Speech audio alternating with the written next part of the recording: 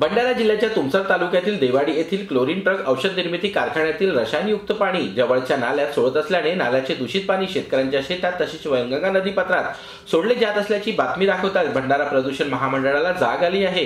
ही बातमी जी न्यूजने दाखवली असता अधिकाऱ्यांनी तक्रारदार यांच्याशी संपर्क साधत देवाडी येथील क्लोरीन ट्रक औषध निर्मिती कारखान्यात जात ज्या ठिकाणावरून हा पाणी शेतात आणि नदीपात्रात सोडला जातो या ठिकाणाची पाहणी करत पाण्याचे नमुने घेत प्रयोगशाळेत चाचणीकरिता पाठविले आहे। प्रदूषणाच्या तक्रारीच्या अनुषंगाने मंडळाने या उद्योगाची पाहणी केली आणि प्रदूषण नियंत्रण मंडळाच्या व्यवस्थेमध्ये ज्या काही तफावती आढळून आलेल्या होत्या त्या अनुषंगाने मंडळाने कारवाई केली आहे आणि उद्योगाला प्रदूषण नियंत्रण व्यवस्था अद्ययावत करण्यासाठी निर्देश दिले आहेत। त्या हिशोबाने उद्योगाने कामाला सुरुवात केलेली आहे। उद्योगाला ताकीद देण्यात आली आहे की कुठल्याही परिस्थितीमध्ये उद्योगाचं पाणी बाहेर जाणार नाही त्या दृष्टीने उपाययोजना करण्यासाठी त्यांना निर्देश दिले असून याच्या आधी या उद्योगाची कारवाई करून त्यांची 2 लाखाची प्रत्येक 2 वेळा बँक गॅरंटी जप्त करण्यात आलेली आहे आणि प्रदूषण नियंत्रण व्यवस्था अद्ययावत करण्यासाठी त्यांचं काम चालू आहे।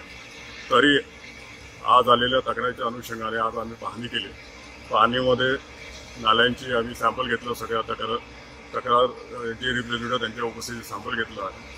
काही ठिकाणी थोडंसं डिस्चार्ज म्हणजे स्मॉल ट्रिकल असं आढळून आलेलं आहे। इंडस्ट्रीला आम्ही ताबडतोब ते बंद करण्याचे आम्ही निर्देश दिले। पर्यावरण प्रदूषण मंडळाचे अधिकारी आज क्लिअरिंग ड्रग्स कंपनीच्या परिसरात येऊन त्यांनी पाहणी केली आणि या शेतकऱ्यांच्या ज्या तक्रारी होत्या गानपीक उद्ध्वस्त होत असल्याची बाब आणि वैनगंगा नदीपात्रात जात असलेला क्लिअरिंग ड्रग्सचा सांडपाणी या संदर्भात आज अधिकाऱ्यांनी केलेल्या तक्रारीची दखल घेऊन त्यांनी पाहणी केली आणि आज पाण्याचे सॅम्पल तपासणी करण्यासाठी त्यांनी नागपूरला घेऊन गेलेले आहेत। याच्यावर लवकरच कारवाई करण्यात येईल असं आश्वासन प्रदूषण नियंत्रण मंडळाच्या बोर्डच्या अधिकाऱ्यांनी मनोज वटाने सर आणि हे आपले जे आहेत पुसतकर सर, किशोर पुसतकर सर यांनी आम्हाला आश्वासन दिलं।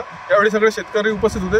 आम्ही म्हणलं यांना न्याय मिळाला पाहिजे, अन्यथा शिवसेनेच्या माध्यमातून शेतकऱ्यांना घेऊन आंदोलन होईल, याची गांभीर्याने दखल घ्यावी असं आम्ही त्यांना इशारा दिलेला आहे। तर आता प्रयोगशाळेतून आलेल्या अहवालानंतर प्रदूषण विभाग संबंधित कंपनीवर काय कारवाई करते हे आता पाहण्यासारखं असेल।